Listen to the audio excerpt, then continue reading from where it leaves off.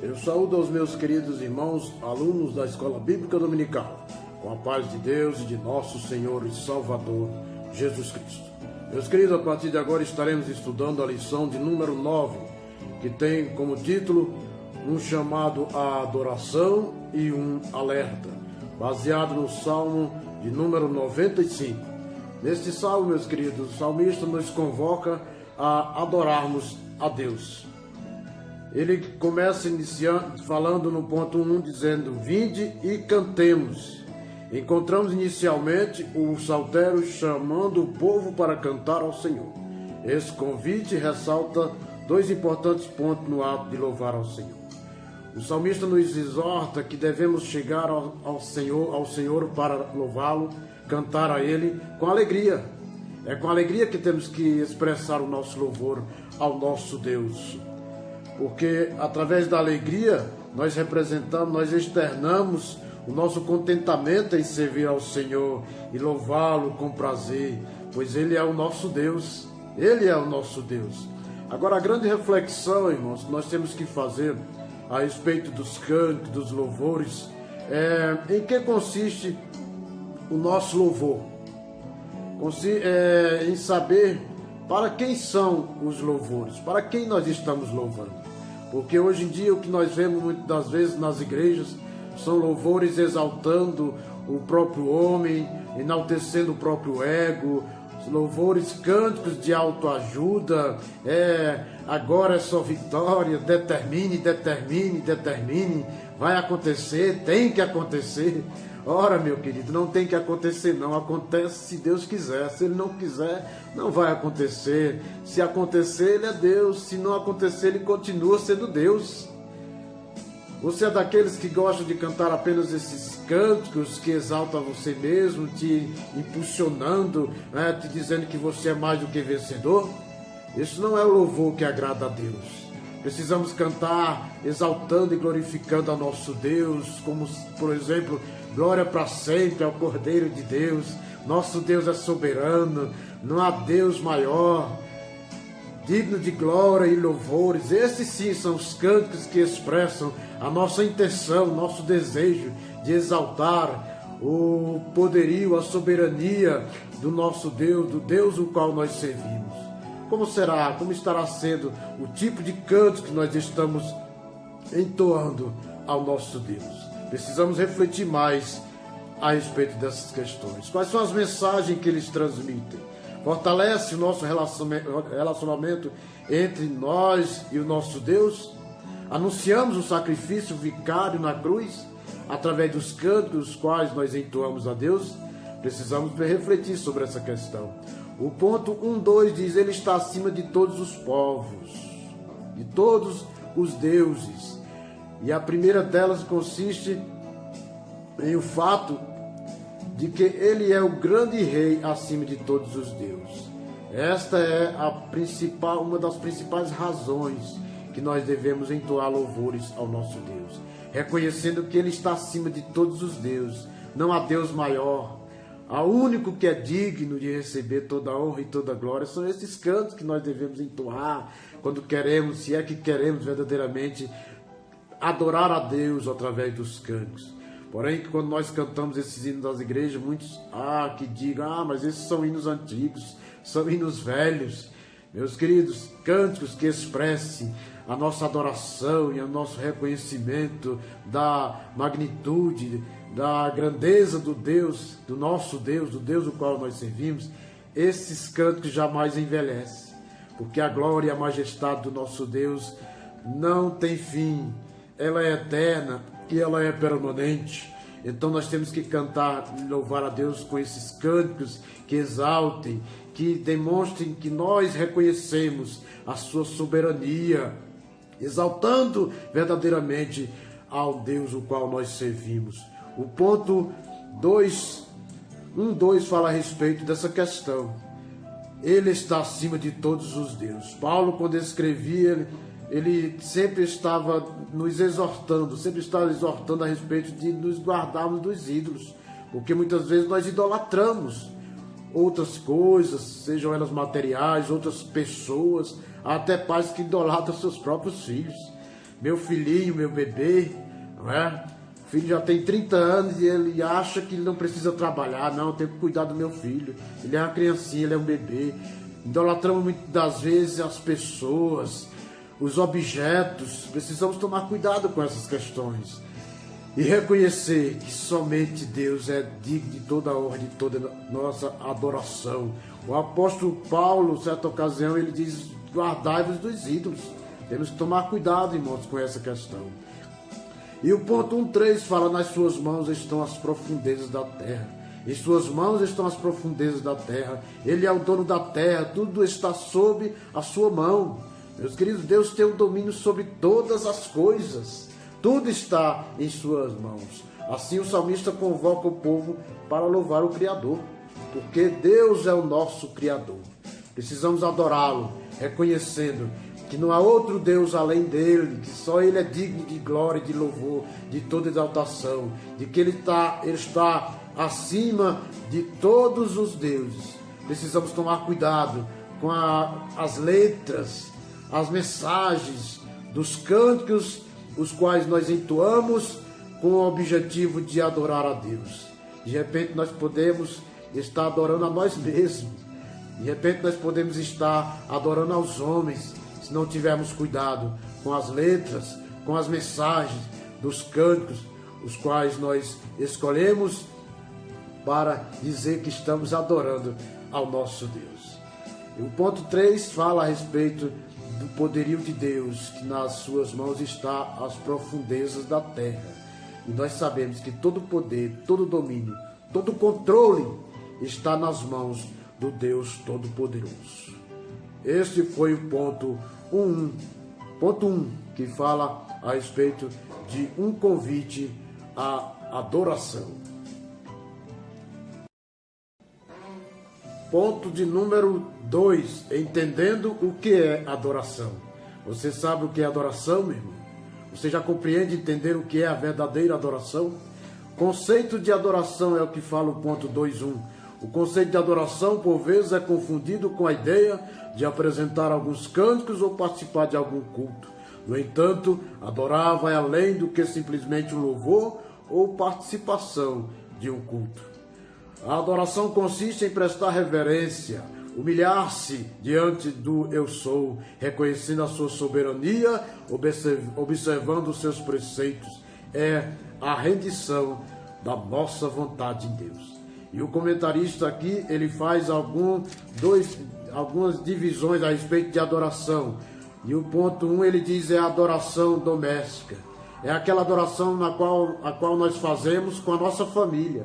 E ele usa aqui o exemplo de Abraão, Isaac e Jacó, que reunia a sua família para ensinar a palavra de Deus, para mostrar os preceitos da lei para o seu povo. E essa também é o tipo de adoração que precisamos realizar para exaltarmos o nosso Deus. A adoração em família.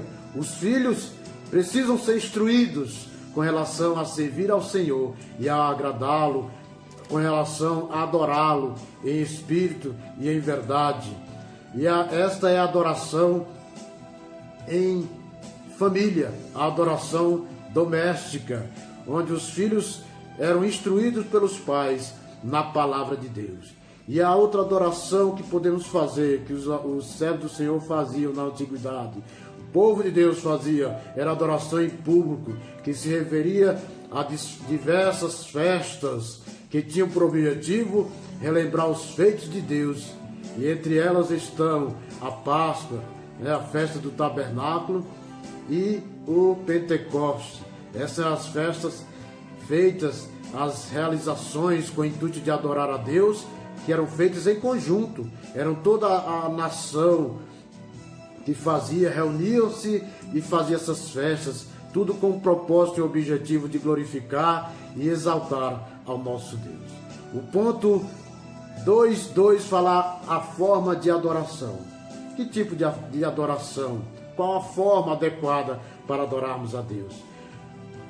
Lá nos evangelhos, quando Jesus se encontra com aquela mulher samaritana e há aquele diálogo, e ela não entendia. Mas E ela falava para Jesus: nossos pais dizem que é no monte que nós temos que adorar. Os judeus, vocês falam que é em Jerusalém, no templo. Jesus poderia dizer para ela: nenhum dos dois estão certo com relação ao local.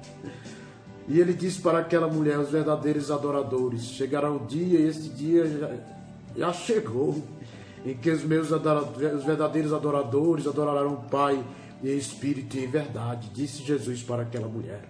A adoração deve ser em verdade, ou seja, a espiritualidade deve ser na substância. O simbolismo sem substância não tem qualquer valor para Deus. É mero cumprimento de rituais. Quantos afirmam que adoram ao Senhor, mas suas condutas estão longe de representar uma atitude de verdadeira adoração.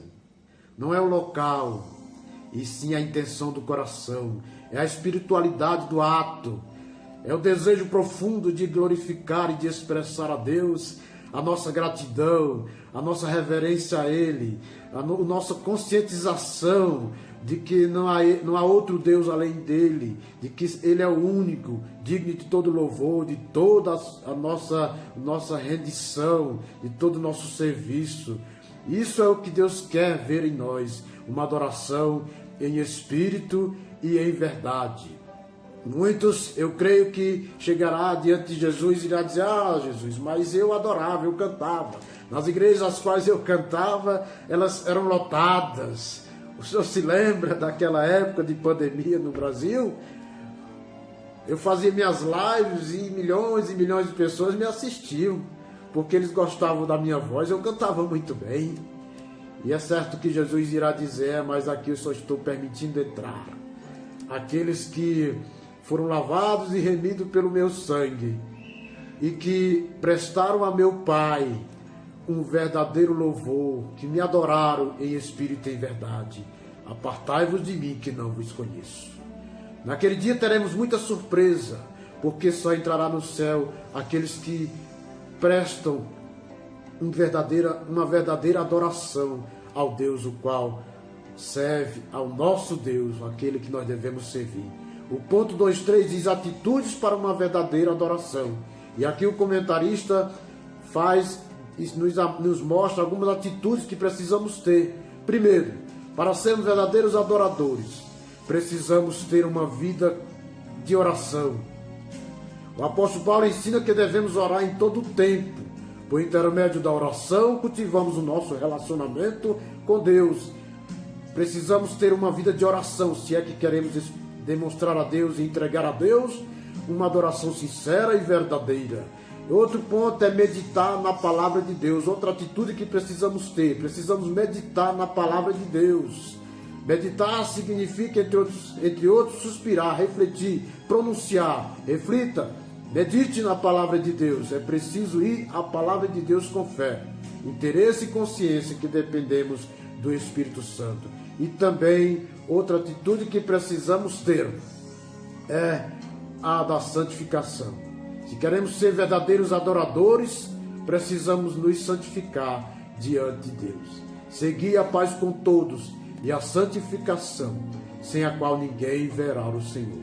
Estas são as atitudes que eu e você precisamos ter para sermos diante de Deus seus verdadeiros adoradores. Adorar ao Pai em espírito e em verdade.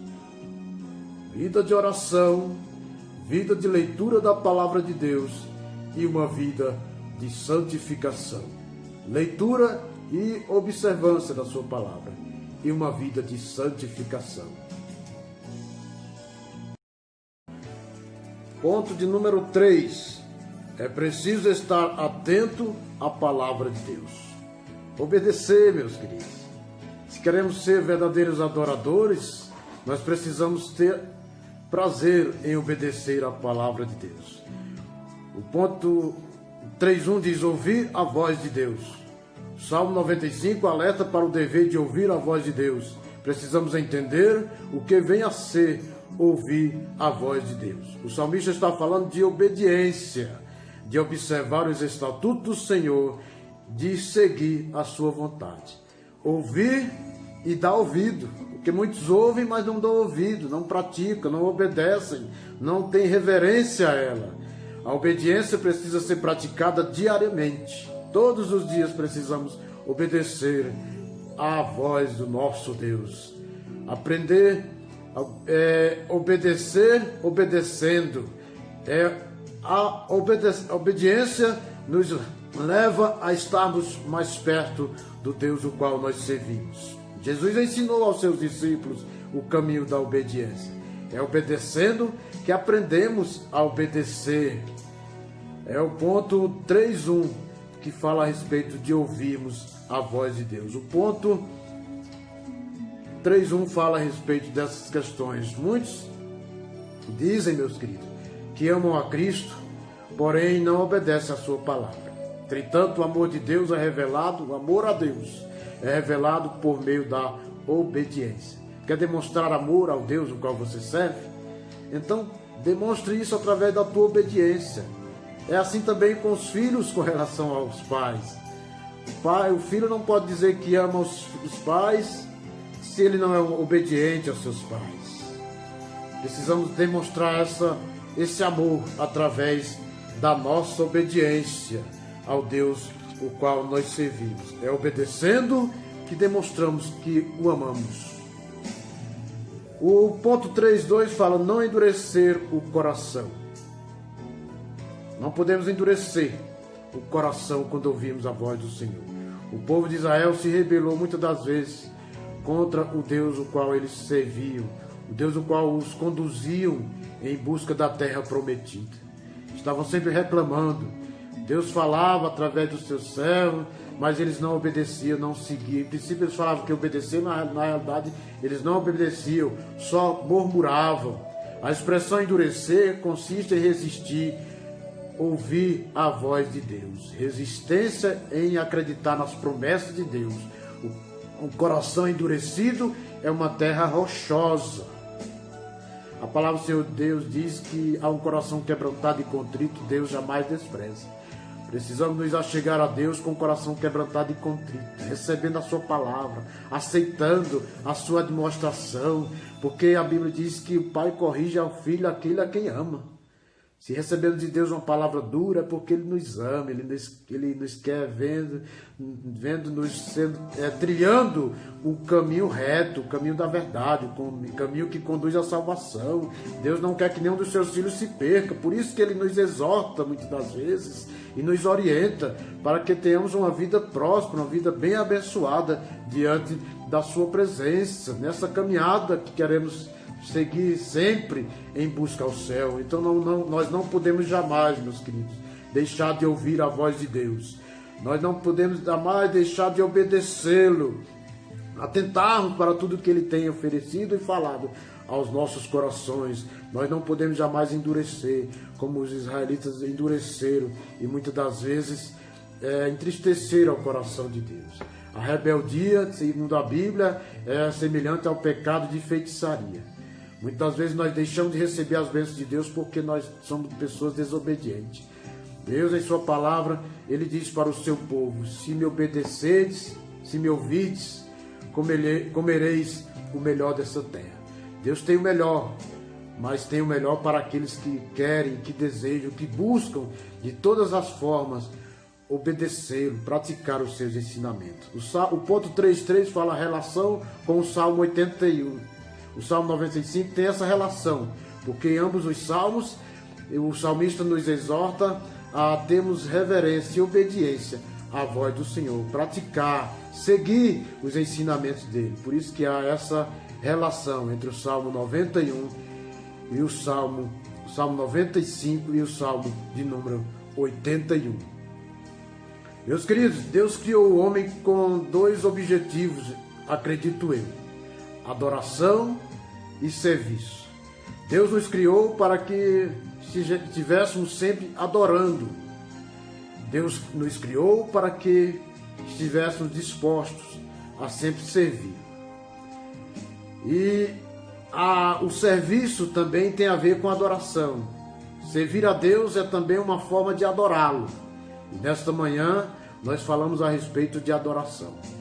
E aprendemos que não há como expressarmos e entregarmos a Deus uma verdadeira adoração sem termos em nossa vida umas atitudes de oração, meditação na palavra de Deus, uma vida de santificação e, sobretudo, uma vida de obediência à vontade de Deus. Uma vida de atenção, de cuidado, uma vida de reconhecimento de que o que Deus tem para nossas vidas é o melhor. Se queremos ser verdadeiros adoradores, precisamos ter essas atitudes, não só um dia na vida, mas todos os dias da nossa vida. Porfiemos por alcançar este nível de adoração, que alegra ao coração de Deus e chega a Ele como aroma suave às suas narinas. Medite na palavra de Deus, pratique-a, porque está escrito: nem só de pão viverá o homem, mas de toda palavra que sai da boca de Deus.